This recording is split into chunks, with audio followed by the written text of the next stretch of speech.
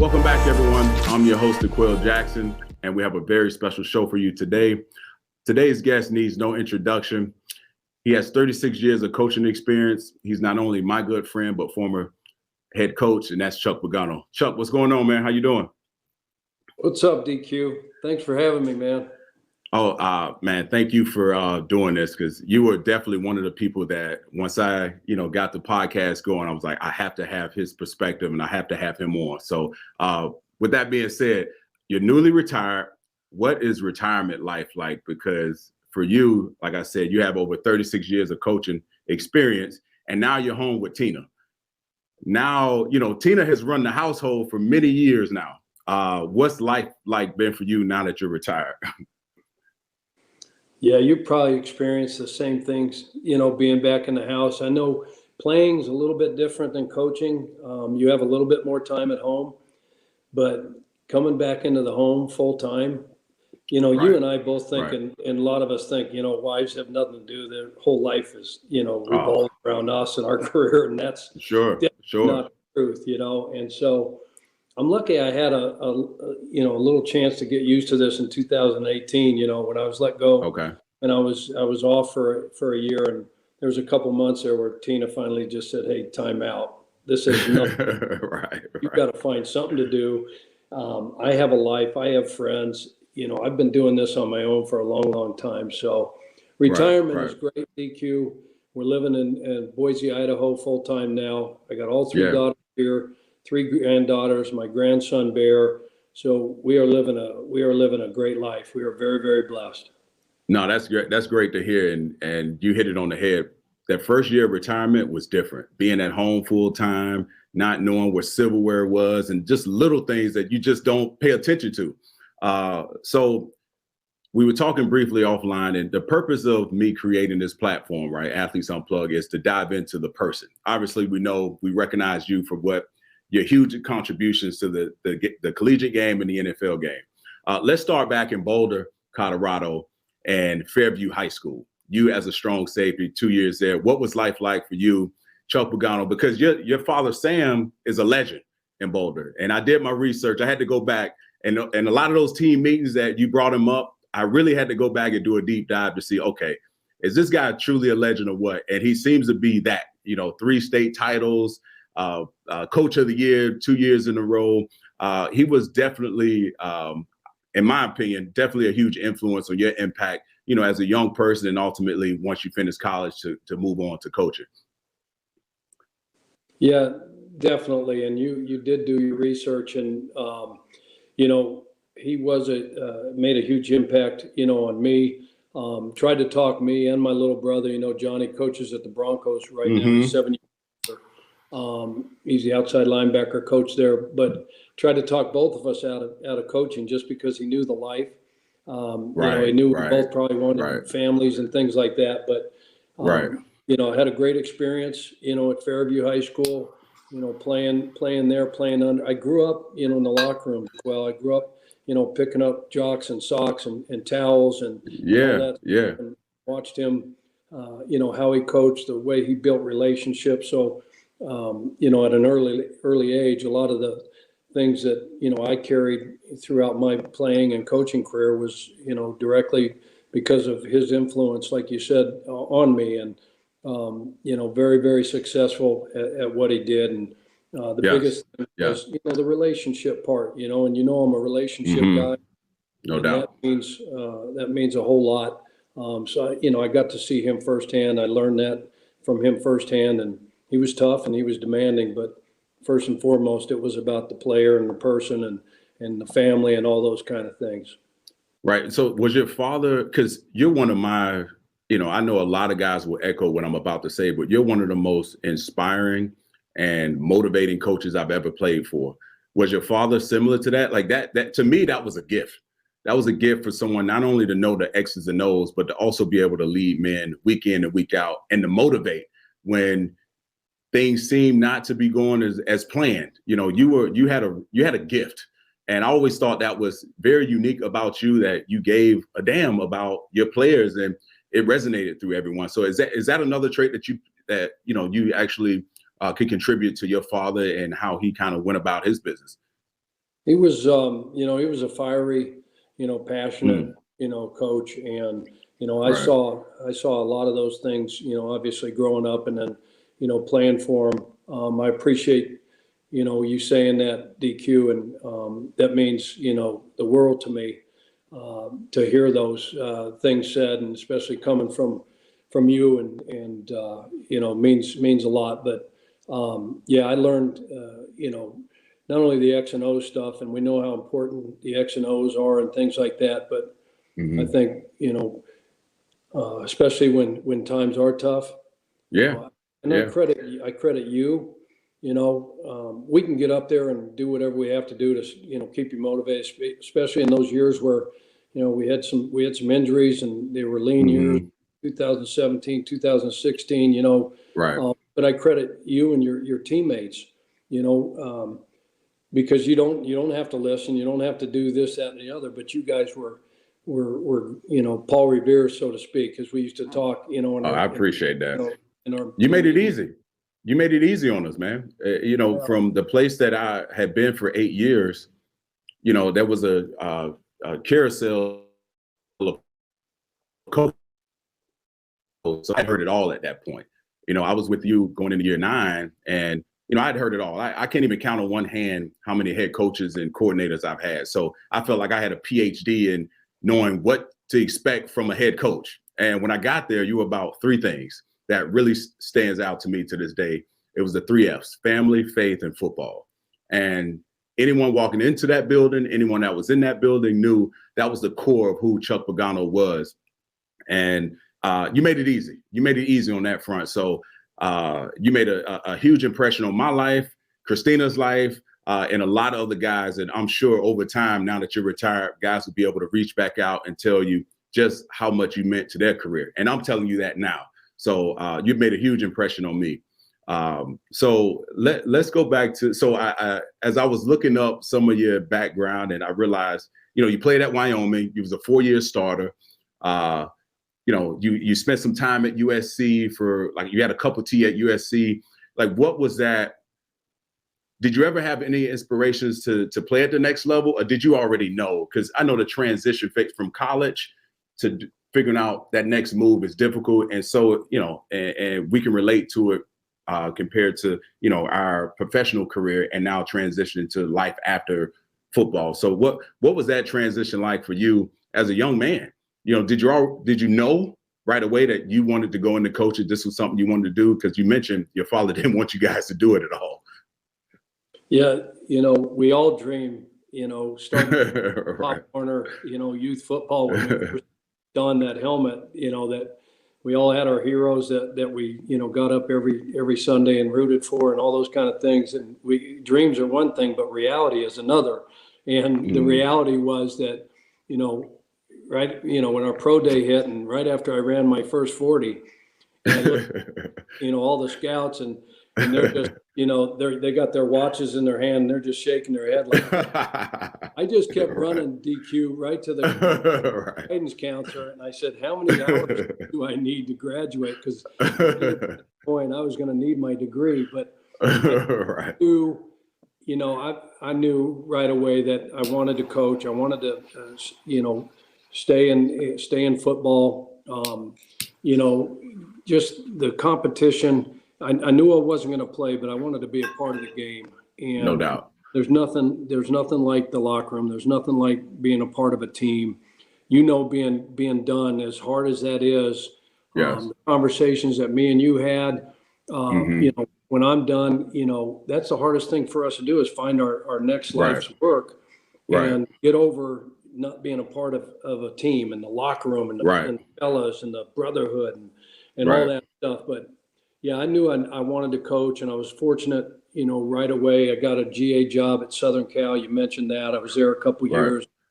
I went Yeah. on to University of Miami and GA. My first full-time job was here in Boise back in Okay. 1987. And so I was just very, very fortunate to be around a lot of great mentors, a lot of great coaches, especially early in my career, Yes. and be able to, move around 17 years in college and then 18 in the National Football League. So Wow. very, very blessed. I never, was like, hey, I want to be a head coach. I want to be a head coach. I want to be a head coach. That kind of just, the stars aligned, lined up, exactly right, one day. And we lost an AFC championship game to the Patriots back in Right. 2011 when I was at Baltimore. And I don't want to get ahead of everything, but No, we're good. able to have that opportunity, in Indy was, obviously a dream come true, and one that, obviously you never forget those times, but I was very, very Yeah. fortunate along the way because I had a ton of great mentors. Yeah. So I noticed you speaking of mentors, Butch Davis was a name that was a common thread. And I went back, as you mentioned, USC, you spent time in Miami and Boise and UNLV. I noticed Butch Davis was actually the D-line coach at USC when you had your first, GA job. And I noticed throughout your coaching tree in the collegiate ranks, you guys ran into each other again with the Cleveland Browns, and obviously the 1995 to 2000 years when Butch Davis was the head coach in Miami. Let's stop there for a second. I mean, those are some of the greatest teams to play the collegiate game. You talk about your time there. You were there for 4 years, and you coached, I believe it was 4 first-round draft picks. And I want to get into the nuts and bolts of your coaching experience. I want to give you your flowers now of how good of a coach. And I knew it with my 3 years with you, but when I went back and saw the impact in the guys that you coach, it started to make sense. And you look at your time in Miami. There's 4 names that comes to mind: Mike Rump, Ed Reed, Philip Buchanan, and Dwayne Starks. Those were 4 guys that you coached at the University of Miami that were first-round draft picks. And 5 years you were there. Let me ask you this. A guy from Boulder, you go from Boulder to USC, Boise, UNLV. Now you're at a place like Miami. And listen, I grew up 4 hours north of that place, and it's different cats in Miami. It's a different world in Miami. So how does a guy from Boulder just fit in with guys like Ed Reed and Ray Lewis? You were there, Warren Sapp. What was that adjustment like? Because I know that wasn't an easy, kind of shoe-in situation. I've never asked you that, so I'm very curious to hear your words on that. Yeah, again, starting out, I GA'd Southern Cal, you mentioned that, and then I went to Miami, so I was there in 86, with Jimmy Johnson. Dave Wanstead, took me down there. Dave was at Southern Cal, and then you could only GA for 2 years at a school at that time. Really? And so after 2 years, you had to either, get a full-time job or try to find another opportunity to keep coaching. So Dave reunited back with Jimmy at Miami in 86, took me down there with him. Tommy Tuberville, who that name, Senator Tuberville now. We roomed together. We lived in the dorms. We were in charge of taking care of all the players. Wow. Jerome Brown, Michael Benny Blades. Benny Blades, yes. All those guys, Winston Moss. And so having been there for a year in 86, and understanding the dynamics of, South Florida, the University of Miami. It takes a special cat to be able to deal with that. Dade County, so I kind of had a head start on, what that, whole environment was like, what those players were like. And so having an opportunity to go back there in 1995 with Butch to coach the secondary and then special teams, and then being around all those great players was, and Butch, obviously I was with him for 10 years and had a huge impact on my life and my career, and forever grateful for him for the opportunities that he gave me. Right. But, again, you go back to the leadership and the mentorship. It was, Jimmy taught me a ton. Butch taught me a ton. Dave taught me a ton. But, those guys are great players. And the players that you mentioned that I was around, I was so fortunate to be there, number one, and then to have the opportunity to coach players like Eddie Reed, not only at the collegiate level, but in Baltimore, as well. Right. Dwayne Stark, and Mike Rumpf, and Philip Buchanan, and we could go on and on and on. And man, it's just they made it easy. They made it. They wanted, they wanted to be, great football players. They went there, they loved the school, they loved the area, great academic situation.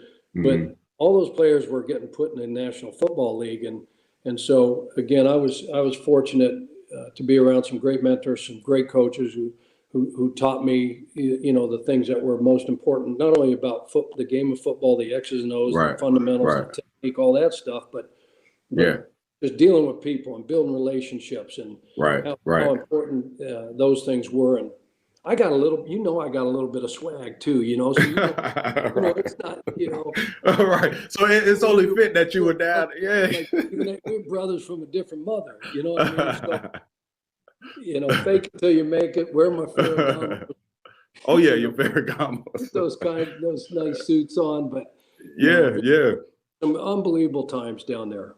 Yeah, that's awesome. So you've had a great influence of coaches on in your coaching tree. What is your, when I was able to play for you, where does your defensive scheme, where did that come from? Who was your influencers on, your schematic approach to the defensive side of the ball? Yeah, so early on, Artie Gigantino was the defensive coordinator at Southern Cal. We were a 3-4 setup, kind of like we were, in Indy when you came to us. So Jack Del Rio, Dwayne Bickett were the two outside linebackers, at the. Yeah, that's it. Yeah, I didn't know he played. I didn't know Jack ever played. Jack was there, Jack. Wow. Jack played baseball as well. He's a great athlete, and he caught for Randy Johnson. Randy Johnson was a pitcher. I don't know. Yeah, left-handed. I remember Randy Johnson, but I think he was I remember. And threw 120 miles fastball. Yep. Left-handed. But so learned a lot there. Dave Wanstead at Miami. Jimmy Johnson was a huge influence, and Jimmy, they were over front. We had two fronts, Canes and Canes G. And 2-check-3 was the coverage. We got into a little bit of quarters later on, in that system, but we were very, very simple because we had great players. And Jimmy always said, it's not about the X's and O's, it's about the Jimmies and Joes. Our Jimmies and Joes were better than everybody else's. No doubt. So we just put them guys out there. We made it very, very simple, and we let them hunt. And boy, did they do that. So Jimmy was huge. Butch, being around Butch was a defensive line coach, as you mentioned. He was with Jimmy for a long, long time. The same threads ran through, we ran the same system. It evolved, and we had more coverages and things like that, but ran the same thing there at Miami, and then at Cleveland, we ran the same system. So those guys were huge influences. And a guy I played for, Rocky Long, in college, he was my defensive coordinator. He was the head coach at San Diego State here recently for a number of years and did a great job. He's at New Mexico now. He's got to be 70. He's still going. I don't understand how these guys can do this. I can make it to 60, and I got my health and family and stuff. I'm checking out. It'll kill you. But all those guys had a ton of influence on me. That's great. That's great, man. And I think you can still do it.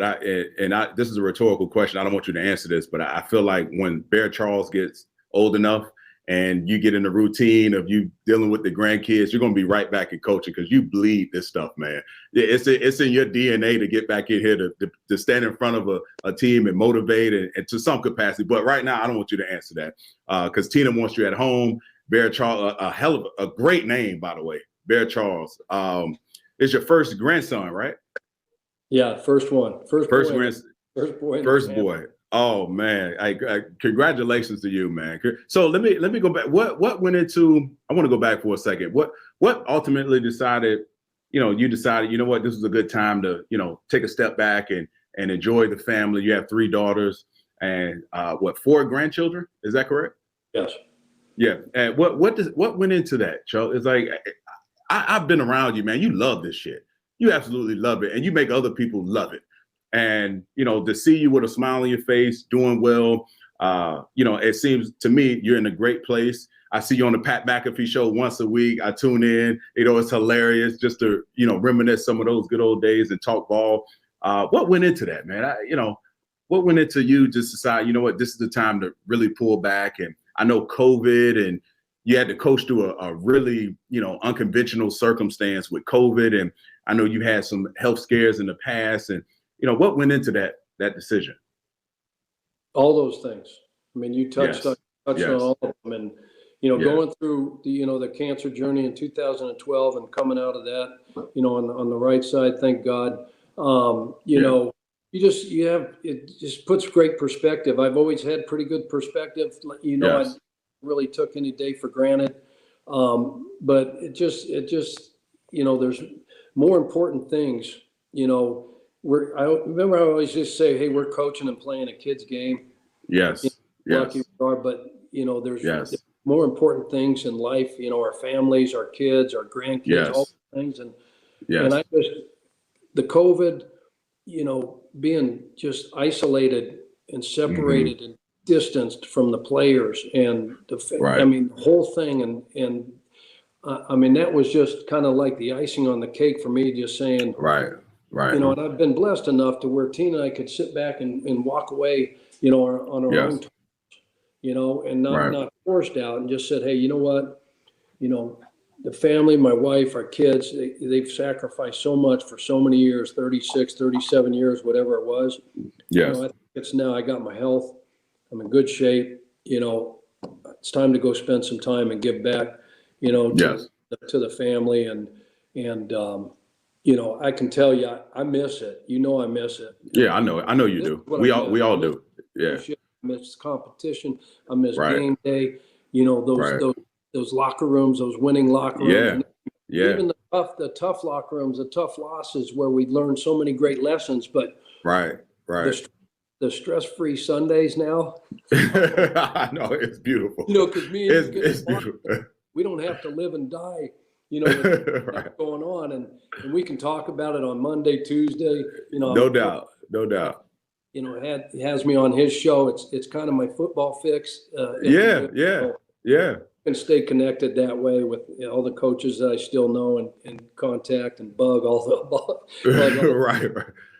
But so it's a perfect segue to what I'm gonna say next. So this past weekend, as you know, and first of all, I want to thank you for making that video. I told Christine, I was like, I haven't cried that much ever, and it was all happy tears.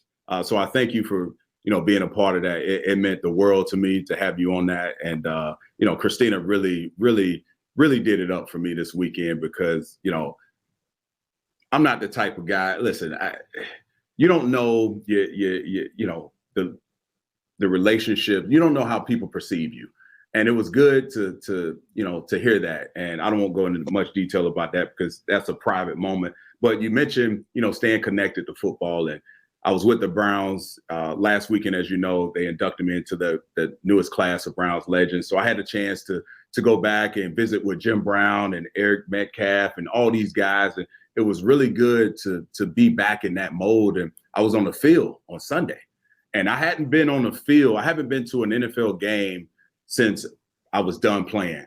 So for me, that energy came back. That I don't know how to explain it, Chuck, but it was I was like, man, I started feeling my body. I'm like, shit, nah, I can't do it. I can't. My energy was there, but my body was telling me, hell no, you cannot do it. So I understand completely. And this next year will be 5 years for me that I've been retired from the game. So I get it, man. I get it. It's a tough transition for anyone. You've been in this game 36, 37 odd years coaching, and you've been a part of it. It's been a part of your life. It's been who, your father did it. Your brother is currently the outside linebackers coach for the Broncos. So this is who you are. This is who you are in a sense. But it was definitely different. It was so much so. Christina tapped me and she asked me. She was like, "How do you feel?" I guess she saw a look on my face that she hadn't seen before game day. So it was definitely there. You definitely miss it, like you mentioned, the camaraderie. Just the back and forth, seeing you dress up on Saturdays in your Ferragamos, it's just, it's a beautiful time that you don't realize the moments that you take for granted until it's gone. And so I respect you for making that decision when you did. I know Tina is more than thrrilled to have you home. Probably right now. Probably right. Yeah, I was gonna say probably right now. You're probably driving her crazy. But so I want to highlight some of the things that I don't think we talk much about. Just how, we touched on your impact with Miami and the guys that you coach. And, some of these guys are shoe-in Hall of Famers. Ed Reed just was inducted into the Football Hall of Fame. You go to, the place where I spent a ton of my career, the Cleveland Browns. The Cleveland Browns hadn't been known for doing much of anything as of late or in, very long history ago. But, I had to pull some stats, man. And I realized everywhere you've been, you made your mark. And your first year there, you guys had a career high. I don't know if you remember this. You guys had a career high in the NFL that year of 33 interceptions. And, 2003, you guys, it's probably still a record to this day. You guys only gave up 13 touchdowns in the air, from a secondary standpoint. That record probably still stands to this day. My question is, how have you been so successful, man, everywhere you've gone? And then you go from, to Oakland, and then North Carolina, you're the defensive coordinator. And then, in my opinion, you get to Baltimore. And in Baltimore, you have Ray Lewis, you have, Suggs and Ray Lewis and all these guys. And again, you're going into a situation where a lot of coaches will be intimidated. And I know you have the track record with some of these guys, but veteran guys, in my experience in the league, when you get a coach that walks into a situation and they know you're a player and what you mean to an organization, two things happen. Either you stand up to the challenge, or you let the player do as they will. But for whatever reason, you've been able to be successful everywhere you've been. And when you got to Baltimore, I'm curious, man, because I used to watch these guys when they played us in Cleveland. I would be off the bench when our offense is up. I wanted to see how Ed Reed communicated, Ray Lewis communicated, how a well-oiled machine operated. What was it like to be in that locker room and see those guys operate at such a high level? It was everything you can imagine, being around, so many Hall of Fame, players. You start with, Ray Lewis, because he set the tone. The expectations were, and everybody that came there, they knew from the jump what the expectations were. Because, John Harbaugh did a phenomenal job. I was very, very lucky to get on with him in 2008, coach the secondary there. And, but Ray, the expectations were what they were. I mean, we had this deal on the wall in Jared Johnson, outside linebacker, along with played opposite of Suggs on the other side. There was this thing called the circle of trust. Yeah. And every morning you walked in there from the first time they put it up with every season. I mean, jersey number or your initials were either in it or they were outside of it. And it could be just outside the circle, close, or it could be on a different grease board on a different wall. Right. So that meant something, especially like for myself, where's the CP? Every day you walk in there and you say, that doesn't mean anything to me. Bullshit. Yeah. No, you want to be accepted. And like you said, I mean, because as a player, all you want is a coach that, is going to be upfront with you, be forthright, tell you the truth, treat you like a man, keep it 100, but also a guy that can take you to the next level, get you to the next Yes. And help you as a professional get to a Pro Bowl, get to a Super Bowl, whatever that is, And so, when you walk into those situations, you got to know your stuff. I mean, Samori was on one side, Chris McAllister was on the other, Juan Landry, Ed Reed, Suggs, Elodie Nada, Ray Lewis, Bart Scott. Yes. I mean, I can go on and on and on. You go on and on and on. I mean, these guys, so as a player or a coach, you better know your shit. Otherwise, they're going to look at you kind of sideways and go, damn right. And then they're going to ask the boss, say, who brought this dude in here? Right. So the expectations were, and so you had to show up and you had to be there every single day, and again, Ray set the tone. And it was funny, how guys on Friday or Thursday, want to get out a rep or here, this, that, and the other. Right. Ray would never come out. Right. And it would piss like Suggs off and Jared and Elodie and because if he didn't come out, nobody else on defense would take a play off.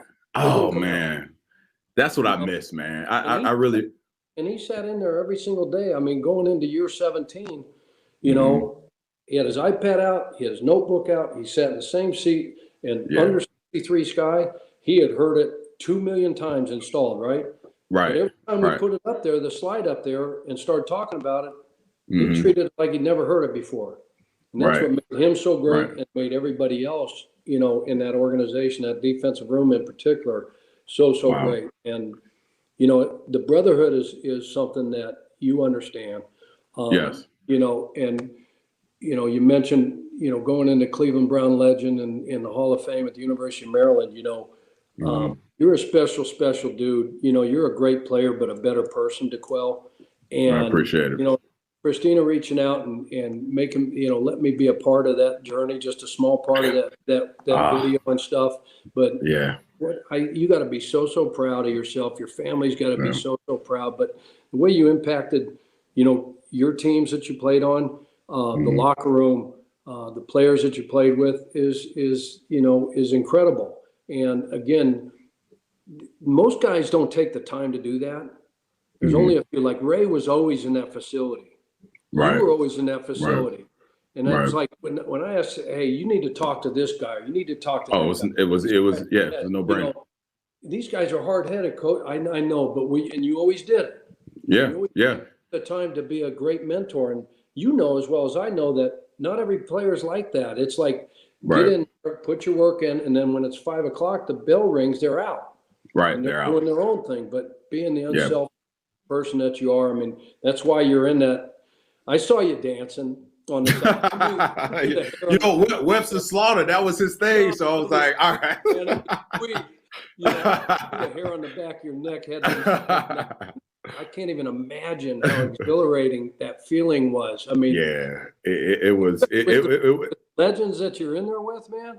Oh man, it was Awesome. special, man. It really was. And that weekend, I can't even. I'm still having a high off of it because you know, I the one regret that I had being a Cleveland Browns was so Jim Brown in my early days, he would always show up like once a week or a couple times a week, and he would always go to the player development guy was named Jerry Butler. He would go to his office and he would have a chess set just set up, right? And me, I'm young. I never played chess. I'm like, is this a checkerboard? Or I didn't know what the hell I was looking at, you know. And you know, you have a conversation with Jim.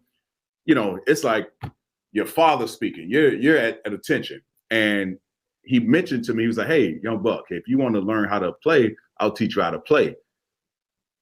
When he would come in the building, I always had, you know, I found some other reason not to be in that moment.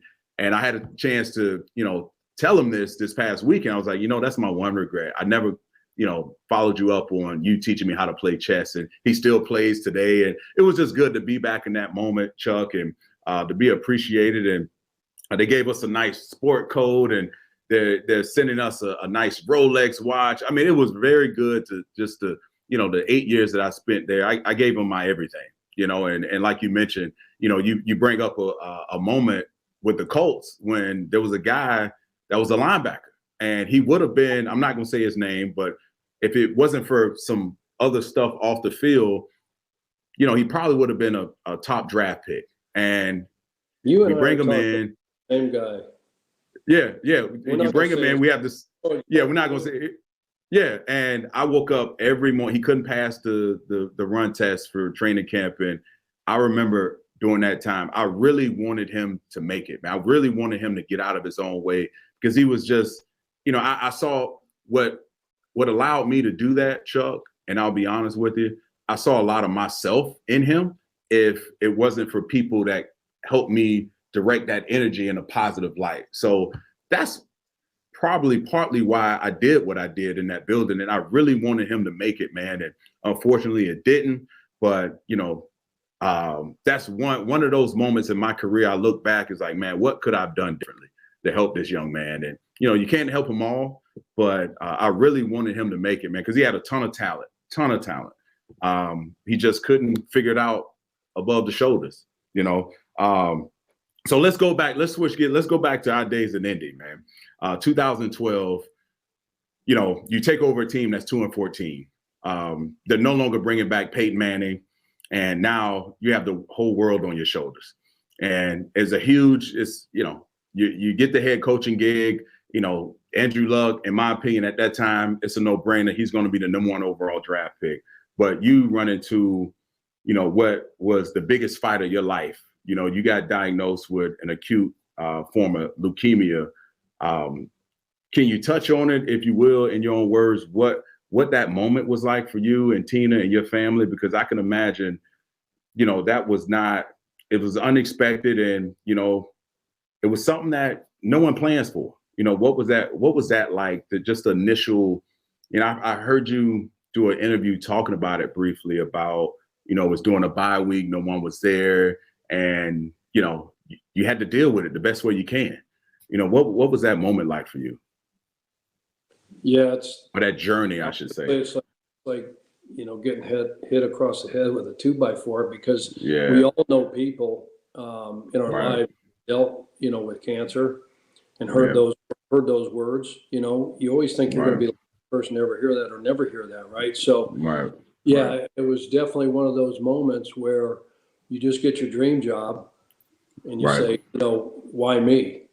You put me in this situation, and now all of a sudden you're going to throw, a big hurdle at me, a huge obstacle. And, I go back to, the third game of the season, we're playing Jacksonville, and we're 1-1, and we take the lead. Andrew takes us down the field, and we take the lead with 56 seconds left on the clock, and we kick off to him a touchback, and they throw an 80-yard skinny post to Cecil Short, Blaine Gabbert, and we lose the game. And we have the bye the next week, and we walk in that locker room, and I said a few words, and then Robert talked like he always did. And he came in and said, look, we'll man up, we'll come in tomorrow, we'll watch this tape, we'll make the corrections, and we'll move on. And there's no pity parties in life, and there's no pity parties in football. And I remember sitting there when I went down to Simon Cancer Center that Wednesday afternoon with my wife, and Dr. Kripe looking me in the eye and saying, hey, look, I'm 99% sure that you have leukemia. Promyelocytic was what it was, and it's a form of leukemia. It's highly curable. We're going to do a bone marrow biopsy and blah, blah, blah. And next thing I knew, I was in the OR, and they were putting a PICC line in my arm, and then I was admitted into a room. And that was right away? I never got to leave. I thought, wow. I'm like driving down there. I didn't even tell Tina. And Hammer comes down along with the chief, Doug Robertson, and they said, no, you need a ride. I said, I don't need a ride. This is nothing. This ain't going to be anything. I'm going to go get checked out, and I'll be back in the facility, Right. And they said, no, you need a ride. So they knew the severity of it. I didn't know. I see. Once I got down there and met with the oncologist, Dr. Kripe, he's like, this is what it is. And you just sit back for a moment. I said, like, why me? Emotions are coming. Tina and I are very emotional. And then I remembered what Robert said. There's no pity parties, in football, and there's no pity parties in life. And I said the same thing. I said, okay, God damn it. Tell me what my chances are. Give me the game plan. Tell me exactly what happened.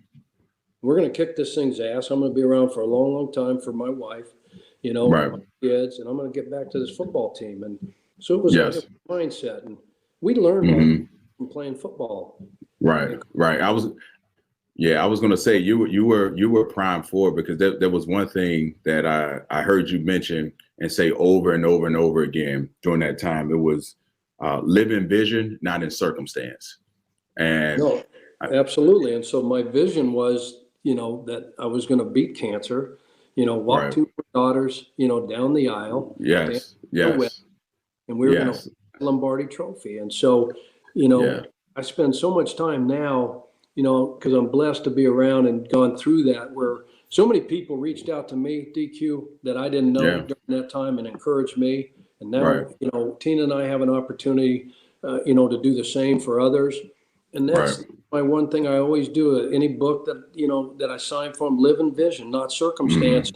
It's easy to go to the circumstances. Well, no doubt. Wasn't meant to be. This is just how it's supposed to be, and it's time to check. No, get a vision, get a mindset, and then, go to work on kicking that thing's ass, whatever it is. And you can overcome anything, as long as your faith is strong and your mindset is right. But I was very, very lucky. I was at the right place at the right time, and you did some incredible things. You did some incredible things that when I was there, I remember you actually wrote a note. I guess you got a fan letter from a guy named, I believe his name was Alex or Aaron Alex or something, about him losing his father to, battling cancer. And you wrote him a note. And the only way we all knew was because he posted it on social media, what have you. So, for the people out there listening, like you were a huge inspiration for a lot of people. And I wasn't with you at this time, but, the entire league, even people where I was in Cleveland, everyone took notice. It wasn't a coincidence that, the team shaved their heads, and cheerleaders and trainers and everyone got behind what became the Chuck Strong movement.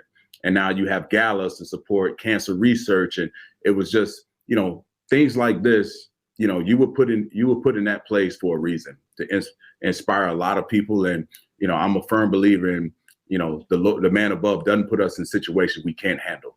And you epitomized that. And so you're still an inspiration to a lot of us.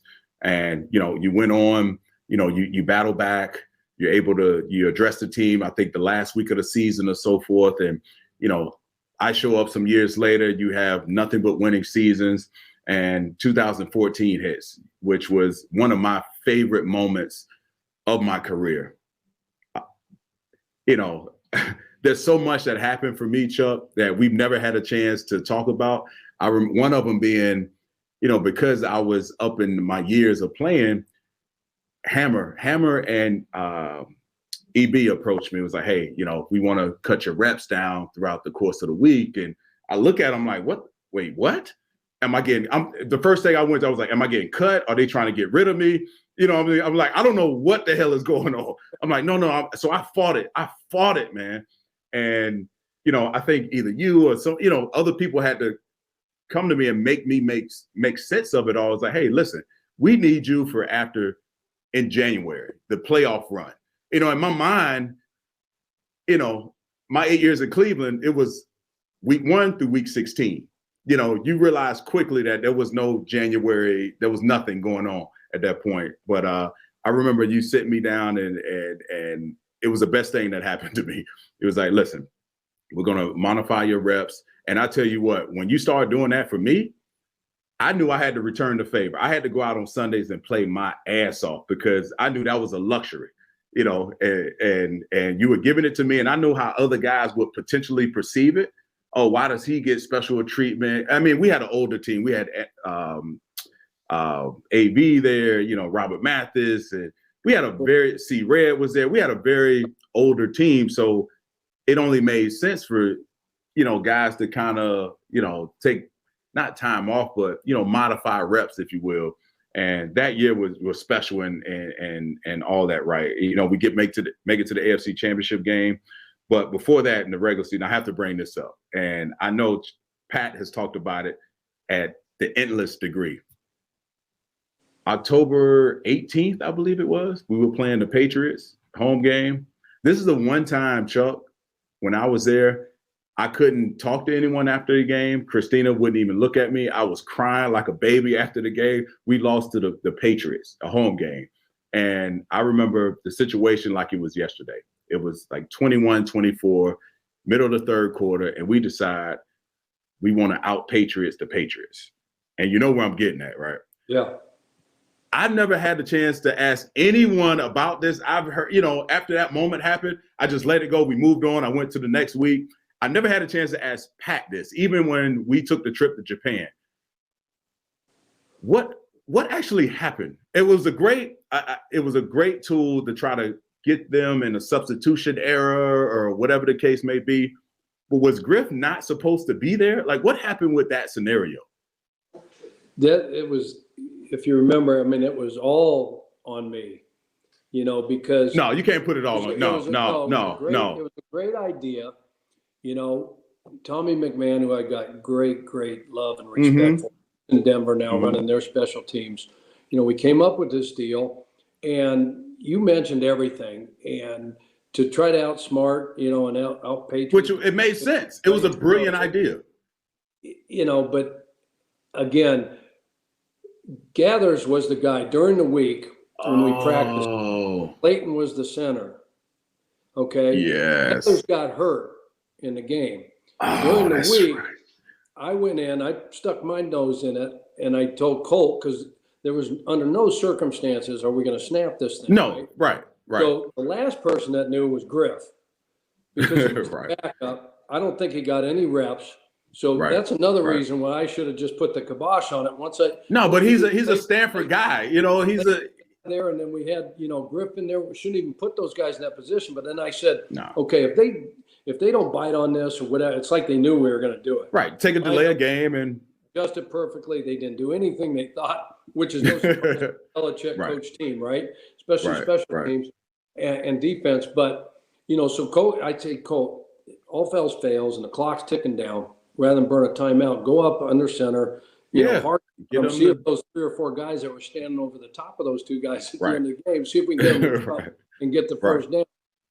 Right. So that's on me. I take no, you can't. No, Chuck. No, listen. I gave you No, Chuck. No, I'm not gonna let you jump on the sword like that. No.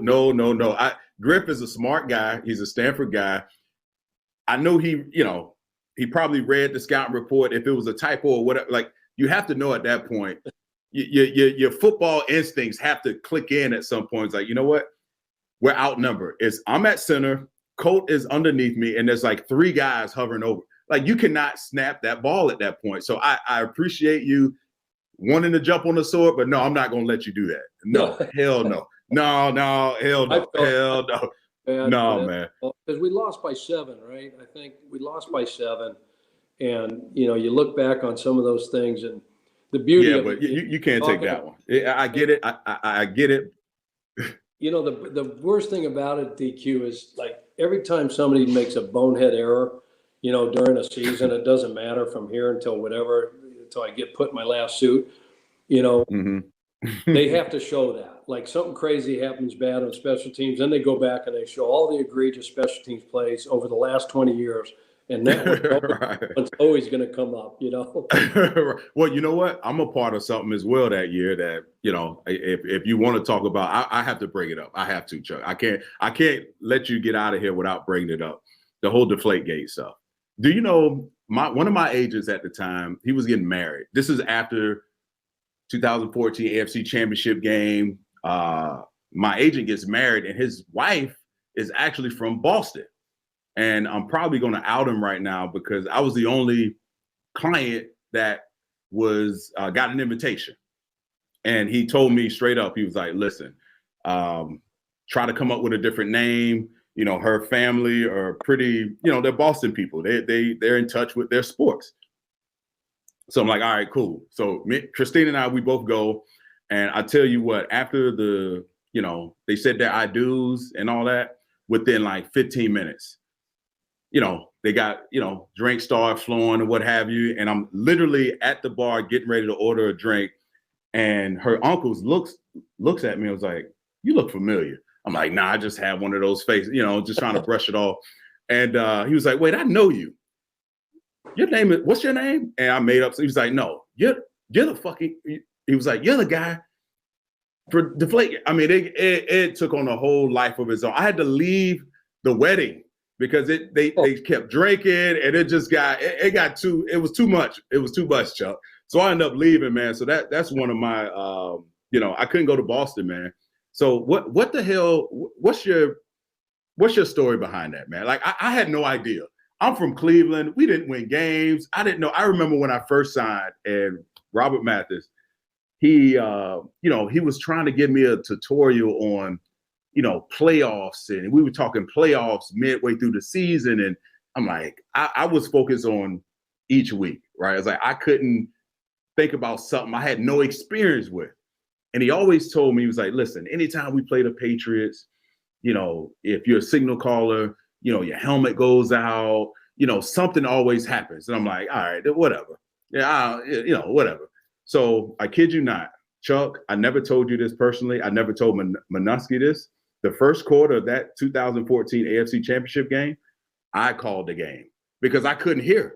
If you go back to, I'm like this, and it was literally, I could hear him for a second, and it was not that I'm blame, I'm not blame, whatever, because of the circumstance, I don't know. but I couldn't hear any damn thing. So a lot of times I call my own freaking play based on the situation, based on the down and distance.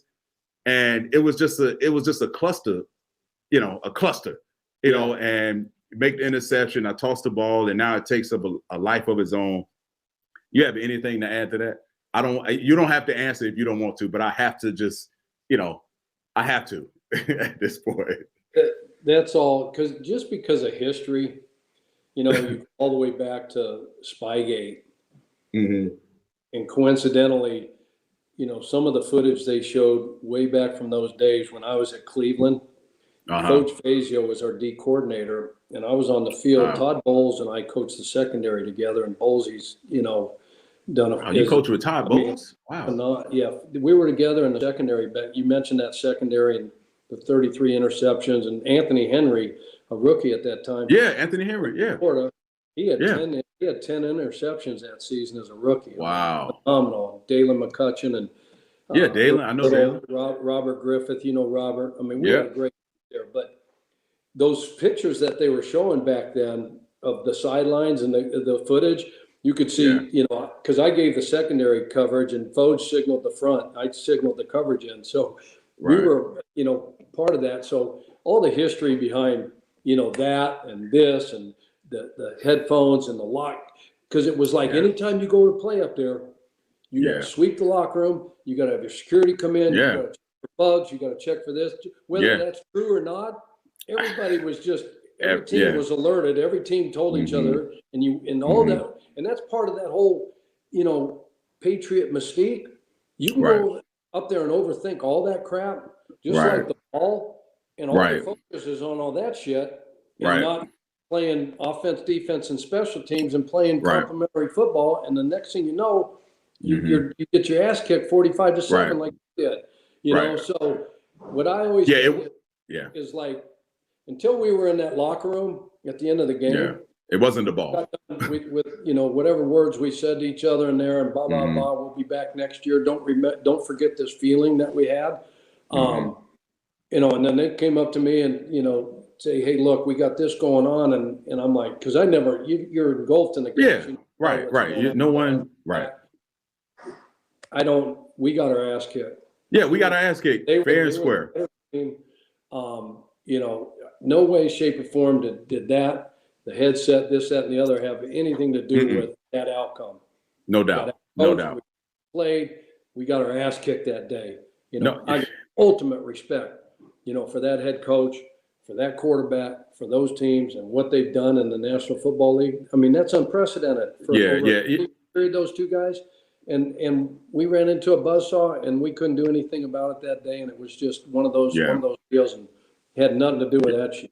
No, I believe that. I wholeheartedly agree with you. It had nothing to do with the actual football. We just got outplayed. I don't think, I haven't gone back and watched that game because there was a play that just really, I didn't really figure it out.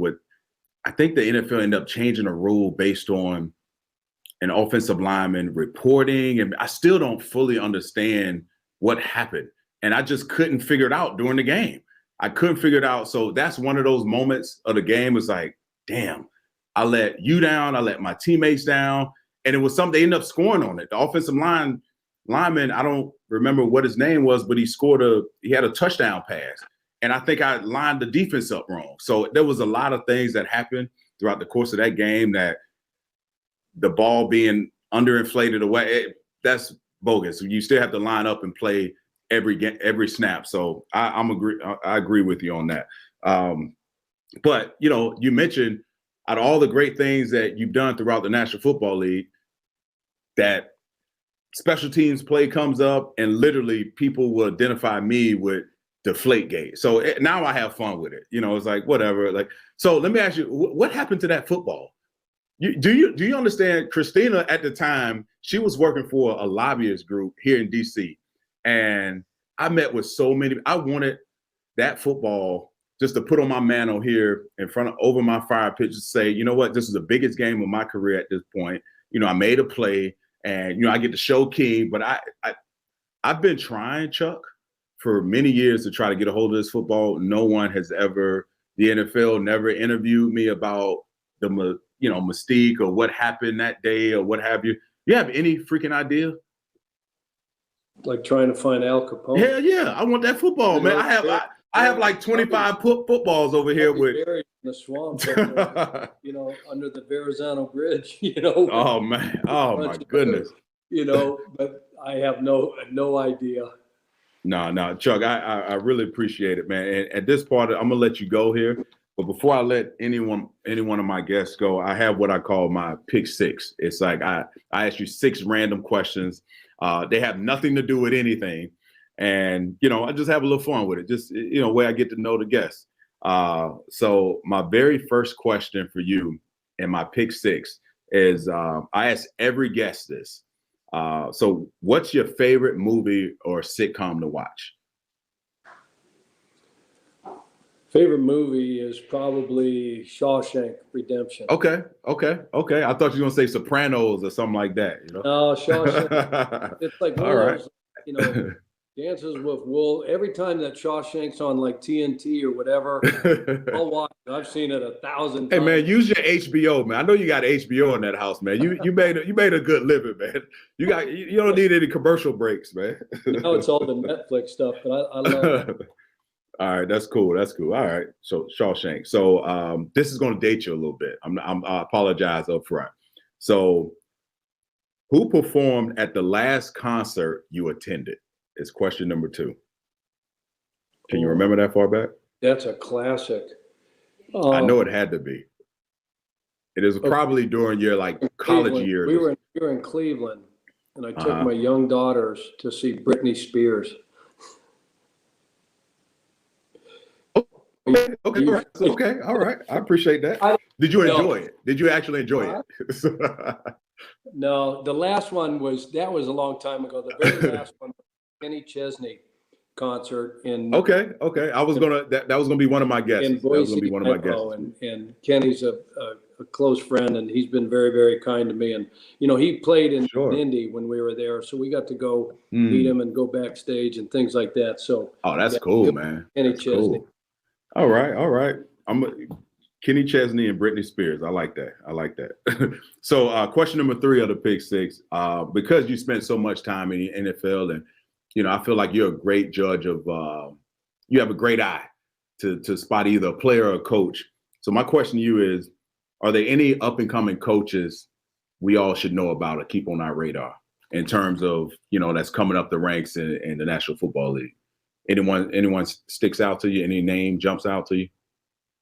Boy, that's a hard one because I would be. I know you have. I'd be remiss if I don't mention, because so many players and coaches, and I know so many players and coaches. I hate to just single one guy out, but I completely understand. There's obviously I know a bunch of them. Don't worry about it. I don't want to put you on the spot. That's why I had to ask you. I don't want to put you on the spot. I don't want you to, because you have a ton of, you have a PhD in coaching. So I had to. I played Pops is coaching at Chicago. I know. I saw him last week when. So I reached out to him the week before because I watched some film on Chicago. I was like, bruh, your secondary has to do a better job. You're leaving guys scot-free. They're running scot-free. They're wide open. There's no one within 10 yards. So, I was like, it's terrible. And, he had everything to say or whatever. But yeah, he's enjoying it. So I had a chance to talk to him. He's actually the guy who gives the personnel. And, so we had a conversation. Do you know how hard that job is? Hell yeah. So he actually said it to me. He was like, dude, I really have a newfound appreciation for, because we used to complain. Oh, give us a call. What are they in? Yeah. So that's the hardest job in the damn box. Hell yeah. What personnel group, and especially when you play like the Saints, and they don't signal the personnel groups, and they're running multiple bodies in and out. I mean, it's right. I never really paid attention to that aspect of it because I'm focused on who's giving me the call. But he actually said some teams will walk 2 guys out, and literally one guy will run back to the sideline, and the other guy would run in. So now you have to figure it out, and then that communication kind of lags or what have you. So Yeah, I actually learned something, And from him, which is it's harder now because they've relaxed the jersey number rules. right, And so now right, people can wear whatever jersey number. So offense and defensive guys that are trying to identify guys, they're trying to learn new numbers because we've got all their jerseys memorized. right, And knew right. that hey, when this certain number comes in, it's got to be a tight end, it's got to be a running back, et cetera. So that's Yeah, that's a tough deal. That's definitely a tough deal. I saw a game last night. A receiver was wearing number 39. I'm like, what? I don't want to be a part of that. So question. Yeah. That's right. That's right. All right. So question number 4. Because you and I know just how detailed it is to be a player coach, and you literally have to know your schedule from the time you wake up until, for a player standpoint, the day ends a lot earlier than a coach, but you have to be on point with the scheduling. I figured this will be a good question. I don't know. What's your biggest pet peeve? You have a pet peeve where you just cannot. I know for me, give you some time to think. I know for me, if you're in a room in our house, and if something is out of place, put it back in place, please. Put your cup or your bowl in the sink.